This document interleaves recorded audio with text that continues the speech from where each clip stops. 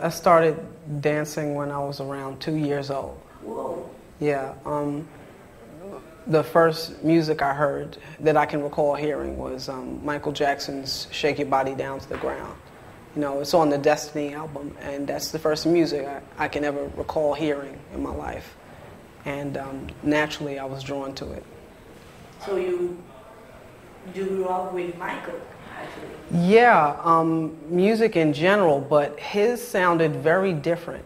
I mean, there's always great music, but he's in a class by himself. Like, people always say that, but it's really true. He's in a class by himself.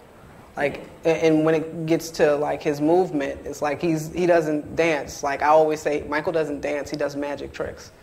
Because that's what it looks like, you know. That's true.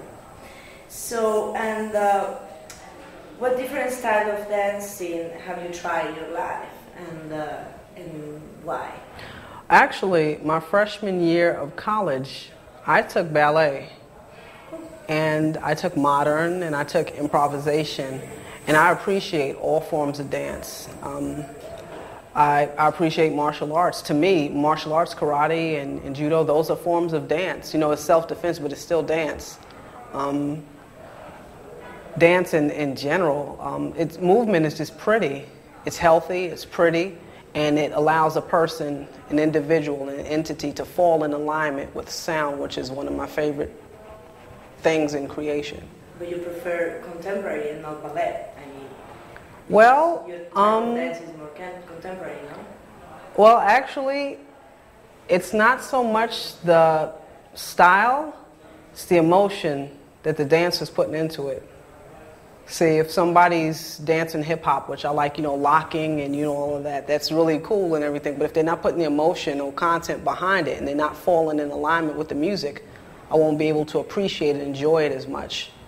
But, you know, asking which style is best, it's like, which flower is prettier, which rose is prettier. How do you choose, you know? If somebody's giving it their all, they all look like, you know, magnifique, for lack of a better term. So you like any kind of dancing, actually? Yeah. I can't do any kind. Well, let's say I haven't perfected every kind, but I can certainly appreciate every kind. Great. So, and how is your daily routine? I mean, how often do you train?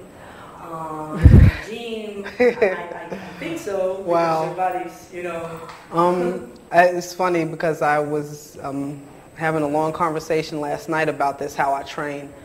Usually I train hardest right before a show, like a month before a really important show. I'll train maybe 6 hours a day, drilling, doing the same movements over and over and over again. You know, just like in ballet, there are plie, releve, you know, first position, second, and all that. In most styles of dance, there are fundamentals. And I've broken down Michael's moves to fundamentals, and I practice them over and over again until I'm sweating. You know, it acts as cardio for me also, and naturally it allows me to stay more toned. You know. So you don't train every day, but you mostly train when you have a. If I have a show, I do train every day, up to 6 to 8 hours a day. If I have an important show. But most of the coordination is embedded in me, and it just takes me a little bit of a warm-up. If it's something that's a little something, if it's not going to be something that's strenuous or long-term, like a tour or something like that. If it's just, you know, one little thing, it's basically embedded in my, you know, coordination, so. Okay. Right. Great. So, and what drew you to Michael Jackson? I mean, what's more his personality, his dancing? Well, like I said, his music sounded like he was in a class by himself, but his timbre, his voice is, I've never heard a timbre like that before. But when he's on stage, every time he gets on stage, every time he does a record, he puts some of his DNA into it. It's not just chords and, you know, embellishing tones and lyrics and things. You can feel, you know, part of his soul is inside of it. And for me to watch this man on stage, the amount of energy He puts it, dance and sing, everything, but on stage he's sweating. Not because of the lights, but because some of his soul is, coming out while he's doing his thing. I was telling a very close friend of mine, a lot of artists, they put on a bunch of light shows and, a lot of elaborate costumes, which I'm not complaining, but you basically leave Michael there with a t-shirt and some high waters, and he will rock a stadium. Just give him the mic, a t-shirt, and some high waters. People can laugh. Leave him there with a mic. You're in trouble. Because he's going to hold you tight to the seat. It's over, Yeah, he's a perfectionist as a performer. And even to get there as a performer is wonderful, but the thing that I find the most about him is when you turn off the, the play button, that he spent the bulk of his life giving back. Before every concert, he was in a hospital, didn't matter what country he was in, visiting sick people and giving money away and helping people. He visited just as many, if not more, hospitals and people who were ill, people who were going through it, as he did, concerts. More, much more. He's in the Guinness Book of World Records for being the most charitable public figure. And I don't think that's an accident. You can get so high, but if you forget to give back, what does it all amount to? I didn't know about that. About yeah. The charity stuff. I didn't know. I mean, for reasons. Oh, okay. Well, that's another thing. A lot of times the press didn't show up for a lot of that stuff. But it wasn't a fluke. It wasn't every now and then. It was a way of life for Michael. They, take pictures of him. Oh, he's with the surgical mask in the hospitals. I have pictures of Michael back when he was a kid, afro, with the surgical mask, pushing little kids in a wheelchair when he was a kid. They like to pretend that it happened. It just started and he was just being weird and stuff. It's been a way of life for him for such a long time to be giving back and to care. And a lot of times you get to a certain level and you just forget about what it is to, be in tune with the fact that everybody is not as fortunate as you. And he never lost touch with that fact. And just as a person, at the end of the day, if he couldn't sing, dance, or whatever, I think he's remarkable just because he had the heart to care. Yeah. That's true. So, and have you ever met Michael Jackson? No, I haven't. Well, my brother met him, but I never got a chance to meet him. I saw him at Carnegie Hall giving a speech when he was launching Heal the Kids, but I never met him. And concerts? No concerts. No? No. By the time I was old enough to be able to go to a concert that Michael was doing, he was only performing overseas, and I couldn't get, I couldn't. I was supposed to go to the concerts out in Europe in 2009, and it's kind of ironic because I was on the phone kind of working out some details, because at first I was like, I'm not going to go because it was going to be a freebie. At first I was like, I'm not going to go, and then I'm thinking, I'm crazy, this is Michael Jackson, he's not going to do it again. Maybe I should just go for it. And my phone went dead, and I found out later the reason why was because there were so many people trying to call me at the same time because they were worried because he had just died and I didn't know. And my phone, I couldn't get a phone call out or in, no text messages, for something, just it malfunctioned, and it was because I was getting an onslaught of, phone calls. But, no. And what would you have done if you had the opportunity to meet him? Try to imagine. If I met Michael, oh boy. I would have probably, first thing out of my mouth, the first thing out of my mouth if I met Michael would probably be, how the kids? Because I know that they bring him a lot of joy. They brought him a lot of joy. And at the end of the day, they are the ones who you pass the torch to. And I understand why he invested so much into that. I'd probably ask him how the kids were. On a personal note, I would, thank him for working as hard as he did, because he was working since he was 5. And he passed away when he was 50. Imagine if you were working since you were 5, you were working for 45 years straight. Just thank him for enduring and trying to do the best that he could and set an example as an artist and as a human being, you know, under the conditions that he was put, which is not normal. You don't know anybody else who's really been, you know, had their life under a microscope since they were a child and still trying his best to do right, you know. Just thank him, because it's not easy. He represents a lot of unsung heroes, you know, a lot of single parents out there, you know, a lot of people who are struggling. The difference is he had cameras on him and a lot of money, you know, but he still represented them, because he, at the end of the day, even in his songs, if you listen to his lyrics, he was campaigning for the upliftment, the empowerment of those who were going through hard times, you know, constantly. Yes, and actually he inspired a lot of people too, a lot of other musicians and dancers. Definitely. Definitely, yes, he definitely inspired my music. He inspired me as an artist, period. I mean, hands down, you know. I heard somebody say, if you're not doing it a little bit like Michael, you're probably not doing it right. I think that you can learn something. Any serious artist can learn something from watching his example. Well, I was in high school. I was 14, 15 years old. It was a talent show. And, oh boy.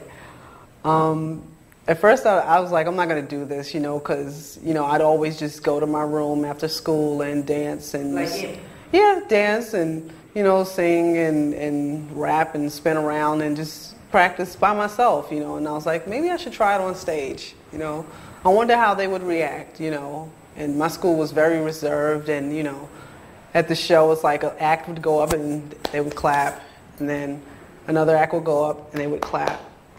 And I was like, okay, well, I think I can do that. So, you know, I went out there and the curtains opened and people started screaming, and I was like, wow. Wow. You know, I was doing Billie Jean. Yeah, I was doing Billie Jean, and it was funny. As soon as I had finished my performance and they walked me back to my seat, all I could think is, wow, I want to get back up there. You love it. Yeah. Oh, yeah.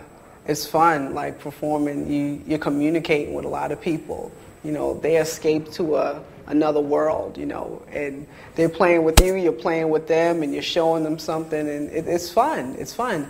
And, you know, I don't, some people ask me, you know, do I mind that I get associated with Michael a lot? Absolutely not. Absolutely not. He was a perfectionist, and, you know, he was a beautiful artist, and he was very dedicated. You know, I don't mind being, you know, associated with him, you know. As a performer, I'll never forget, I wouldn't be performing. I don't think I would have wanted to perform, even to do my music or to dance or to be on camera or any of that, if I hadn't watched his example. Because there's a lot of politics and things that go along with being in any kind of spotlight, whatever level you're on. And he kept going, showing that it can be done. You can make something out of nothing, which he had nothing when he started. Mm-hmm. But he had something, and that's the only part that counts. That's true. Mm-hmm. So in that moment, you decide to make this hobby. I mean, to imitate him. Yeah, to make that as part of. Yeah, that show. I was going to be a brain surgeon. I went to Bronx High School of Science. It's up in the northern part of the Bronx, and they specialize in science and math and stuff. It's a wonderful learning environment in general, but that's what I was going to, you know, do. As soon as I got on that stage, I was like, maybe I should try doing something theatrical. Maybe, you know. So at that time, you decided to. Yeah. Your idea about it. Yeah, I had been, yeah, exactly. But see, the thing is, besides the dancing, I'd been writing songs and writing poetry and stuff, but I wasn't really paying attention to it. I just thought it was just like a little hobby and stuff. But I just love being on the stage. It's fun. It's a lot of energy, you know. They feel powerful because they're going nuts, and like, yeah, you feel powerful, and, you know, you're playing. It's fun. A lot of tears. A lot of people crying. I remember during the first week, there were people who had flown in from Italy Japan, Chile. People had flown in from all over the world to come to Harlem because they knew he performed at the Apollo. Because the Apollo was congregated with a bunch of Michael Jackson fans for months after he died. And I'd be out there, yes, for months, like straight, 24 hours. They were blasting his music outside in the street for months. And you were there, no? Yeah, I would come, you know, every day I'd come and, you know, just, you know, and I'd be dancing a little bit and, you know, singing and just, you know, people who didn't speak English, they were just walking up to me, hugging me, and they were crying. Grown men were crying in my arms. It was something else. I remember one night, this grown man, he was like, I had to stop looking at you because you look so much like the man, and he's not here anymore. Like, you, part of his soul is in you. A lot of tears. That's the biggest difference in the whole reaction. Usually I get a, you know, drastic reaction because it's like, oh my God, that's a girl. There's a girl doing that. How'd she do that? But it's a lot more emotional because they say when they see me, they see a little bit of him. After Michael passed away, part of me felt it was sort of my duty to give it my all, because there were people who were coming out of the woodwork who were, you know, putting on these weird costumes and like just trying to, you know, make a dollar or get attention, you know, the sensationalism behind it. And they really didn't mean it. It was like a joke or, you know, like a trend, like, let's do this so we can get some attention. And the more dedicated tribute artists, I didn't want to blend in with people who weren't really dedicated to it or were doing it for the wrong reason. So I kind of felt that it's my responsibility to make sure that when I go out, I really give it my all, because I don't want to look like a person that's making fun of him. I want to look like I mean it, you know. And it just made me go harder. And now every time I go out there when I'm doing Michael, I kind of try to pretend that he's like sitting right there. Like, I'll have a picture of him. Like, you can't see it on, you know, from the vantage point of, you know, where the audience can't see it. But I usually have a picture or something of him sitting nearby, just in his place, yeah, to, you know, because I feel like if I'm doing it for him, then I'll really get it right. I don't really tell people that, but I do that. Oh. Like, I have a picture of him sitting there. That's interesting. Yeah, sometimes it helps. Sometimes I get very emotional. Sometimes I'm backstage crying and nobody knows. Like a couple times when I did the Apollo, before I went out, a few times I got emotional and I had to bring it back together. You know, because I would think back, how many times did Michael, you know, have to get himself together before he went out on stage, but he still tried to give it his all. He still gave it his all. Mm-hmm. So just bring it back together and go out there and give it your all. Okay. And how do you feel winning the amateur at the Apollo? Oh. I was there. That was definitely a dream come true. It brought tears to my eyes. It was really a dream come true. The stage has a lot of history on it, you know. Actually, Michael was in that stage too, no? Yeah. Like the Mike Jackson. Yeah, definitely. Yeah, they tore the house down. You know, I read about the whole story about the Jacksons coming in there, and they got in there on their reputation because they were known, you know, because this is before they were signed to a record label, but they were known for being such energetic, you know, talented act that the Apollo just let them go to the last show, and they won. They tore the house down. It was amazing. I can honestly say there has not been one venue that has treated me with the love and, you know, that wholesome family type feeling that the Apollo has. Their staff, you know, the legacy of the stage, like it's magic. Great. And did it open any doors for you after that you? Well, it definitely does. When you perform at the Apollo, you know, because the first time I performed, I was actually 17. The first time I performed there 3 or 4 times, I forget. But you do every every time you make auditions, or? No. You perform. If you win, if you place, then you go to the next show. Then you go to the next show. You know, a few months later, you'll go to the next show. Okay. So but you're playing a few again, or you finished? Oh no, I've finished. But when I did the auditions not last year, the year before, I was a lot more seasoned as a performer than when I was 17. I was nowhere near the dancer that I am now. I was nowhere near that when I was 17. So it was. I think I had a lot more success this time around. You know, I was a lot more mature and a lot more seasoned and a lot stronger physically. Mm-hmm. You know. So it's really opening for you. More. It has definitely helped. It's definitely helped because there's no stage like that in the world. If you can survive that audience, you can survive any audience. You know, you might be good, or they might tell you you're great and everything. You don't know until you go there. If you go there and you survive that, you're ready. Actually, the first really bad injury I had was my right knee, this one, and it was before I had to go on stage the first time at the Apollo when I was 17. But I went on, and I won, but that was the first time I got an injury. And that injury, because I didn't take care of it properly. Actually, right now, I've kind of gotten a little bit of a buzz. I've sort of gotten a buzz from my tributes to Mr. Jackson. And I've done a few things. I'm a little bit recognizable now, you know. Life magazine. I've been in a few periodicals, newspapers, on TV, and in the MJ community, they recognize Moses Harper. I've kind of gotten a little bit of a buzz with that. On the underground circuit with the hip hop and the rapping and stuff, in New York, in the few venues that I've done, I'm recognized by a few of the main local underground rappers.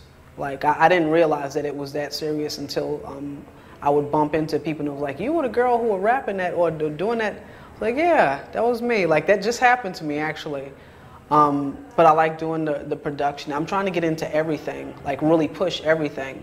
I think as an individual, if I allow what really makes me me to continue to be that, regardless of whether or not I have cameras or money, I think that's a great example for anybody who's trying to be in the business. Because a lot of people lose themselves when they get in the business at a certain level. And you don't have to do that. You don't have to lose yourself in the cameras and the lights and the money. You know, you can still have an open heart, an open mind, and give back and be creative and remember why you're there, you know? Remember why you're there, because you love it. The day that you start hating it, that's it. I actually started doing that when I was a kid. Really?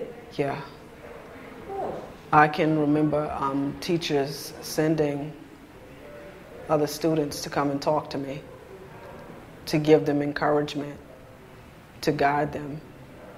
And my father used to give wonderful lectures. He was my first educator. You know, he would change pitch, he would change expression, he would use examples and different voices. But the art of being an educator was in his blood. I feel that anybody who's going through something that's horrible, anybody who's frustrated, anybody who's feeling like disadvantage, or, you know, anybody who's under a lot of pressure, if you can get through to them, you can help some of the pain go away and let them know that they are the greatest source of the power that's going to take that pain away. If they find that part inside of them that can transform and make things okay again, make things stabilize, make things wonderful, you know, give them the possibility of growth and not lock their mind into a prison way of thinking that winds up leading some people to prison, this whole world will be better. But it's like if somebody takes the time to talk to you, how many people are locked up right now? How many people are, living a life of crime? How many people are on drugs? How many people are crying themselves to sleep at night because nobody wants to talk to them and find out exactly what's going on and see if they can help take some of that pain away? I don't think that my life would be worth much if I couldn't help somebody. Because if it's just for me, then that means I might as well be here by myself. And I'm not. We're all here for a reason. And getting a chance to talk to people and to help some of that pain go away, as much as I'm talking, I'm listening as well. So I get my own reminder. But I started back then because I come from a place that's not, like the neighborhood I come from is not the nicest place. It's saturated with a lot of the negative things that help to bring down the society as a whole. And I had a lot of examples of what not to do, and I feel like I speak with authority when I'm talking to people, when I say you can go your path without touching these things that are negative that'll destroy you. What's your excuse? I've been through this, I've been through that. Yeah, that's all of us. And what? You still get to choose. You still have the power to choose. You're still the most powerful person in your life. You're still the most powerful person on earth.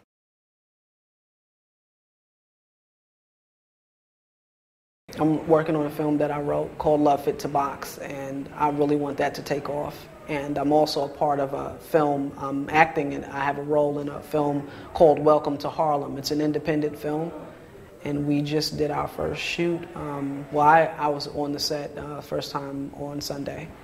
I'm the writer and the director of an independent film called Love Fit to Box.